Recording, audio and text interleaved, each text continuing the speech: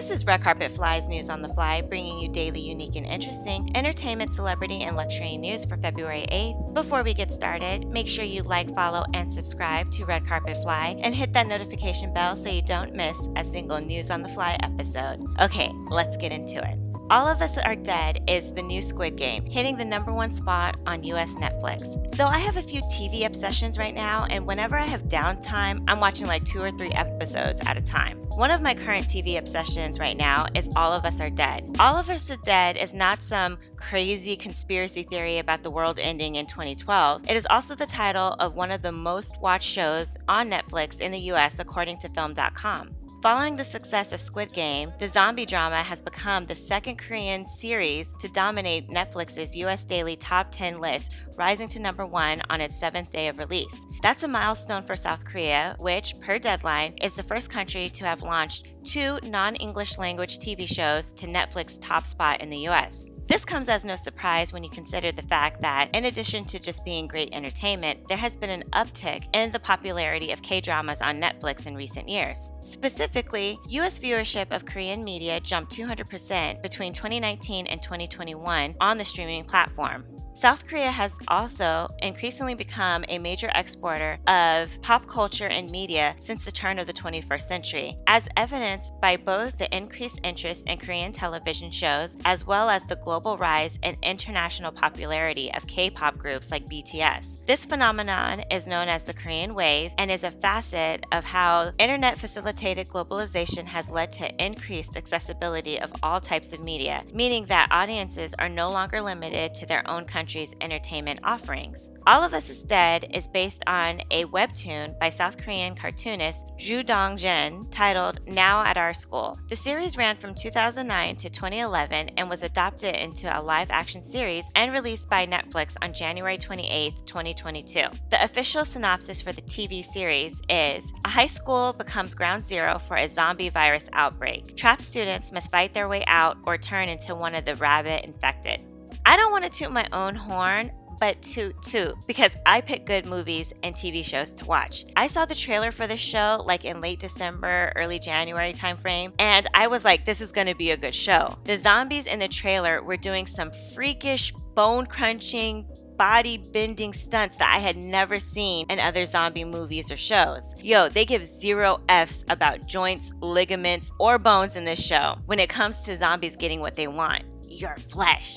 I just finished the show, and from start to finish, every episode is a banger. You know a show is good when you're sitting there trying to come up with different escape scenarios. Oh, and also when you start hating characters. There are 2 people on the show that I can't stand. Let me applaud South Korea right now because they keep coming with the shows. I remember when I was dating this guy and we were trying to find something to watch on Netflix, and I suggested the movie A Train to Busan, which is a foreign film. That is another zombie movie from South Korea, I believe, and he was all complaining until stuff started popping off in the movie. It was so good, even though we had to read the subtitles. And we would have missed out on good entertainment if we let subtitles hold us back. And who recommended that movie? Me. By the way, that movie is mentioned in the show. If you haven't seen the show yet, go check it out. It's available on Netflix. But viewer beware, you will get addicted, and it's pretty gory. Another TV obsession of mine is Bravo's Housewives.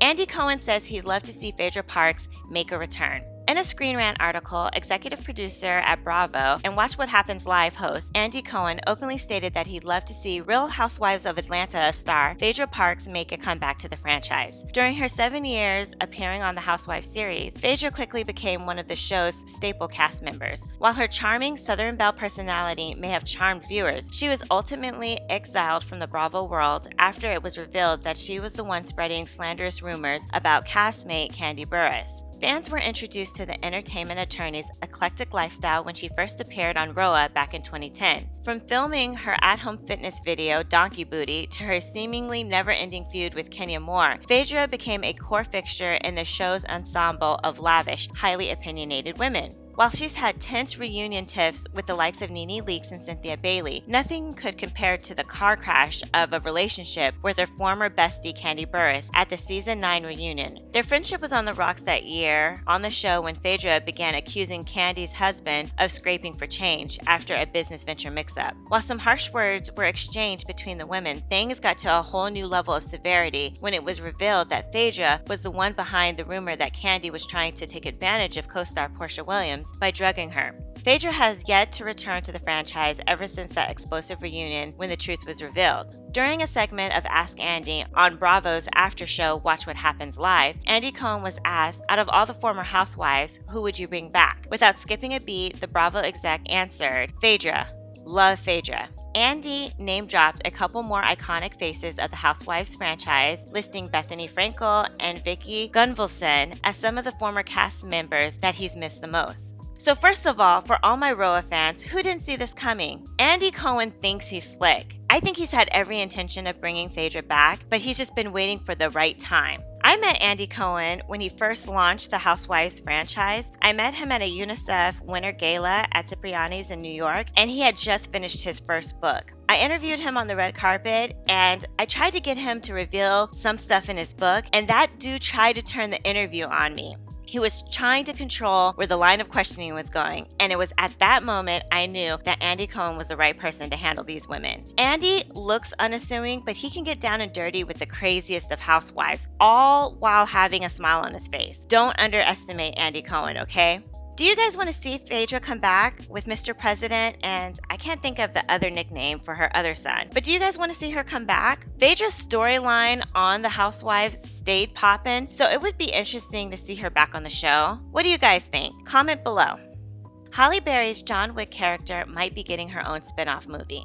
Berry was a welcome addition to the John Wick universe and her dogs too, and the Oscar winner recently teased that her character, Sofia Al-Alzawar, might be getting a spinoff. According to Love B. Scott, the actress stated, there could possibly be a Sofia, her own movie. She told ING, she might not be in John Wick Chapter 4, but she might be doing her own thingy thing. Berry compared the thingy thing to putting some ointment on a little sore, a reference to the canceled spin-off movie based on her Die Another Day character Jinx. Instead, MGM decided to reboot the James Bond franchise, beginning with hiring Daniel Craig to play a grittier, darker, and more grounded 007 agent. A Jinx spinoff would have been interesting, but are you guys here for a Sophia spinoff? To be totally honest, I can't seem to get into the John Wick franchise. I didn't see the first two movies, and then I watched John Wick Chapter 3 and I was totally lost. I had no idea what was going on. I didn't get the dogs, and I was just lost, and because of that, I couldn't enjoy the movie. With this franchise, you definitely have to watch all the movies because they build on each other.